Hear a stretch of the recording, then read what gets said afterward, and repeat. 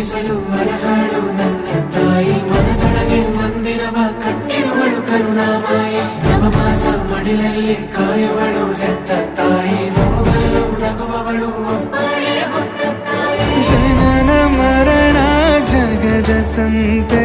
ಅದಕ್ಕೂ ಮೀರಿನಿ ಬೆಳೆದು ನಿಂತೆ ಕರುಣೆ ಸಹನೆಯ ಮೂರ್ತಿಯಂತೆ ದೇವರಿಗೂ ನೀ ಸ್ಫೂರ್ತಿಯಂತೆ ಅದೃಷ್ಟವು ನನ್ನ ಪಾಲಿಗೆ ನಿನ್ನ ಕಂದನು ನಾನಾಗಿ ಹೇ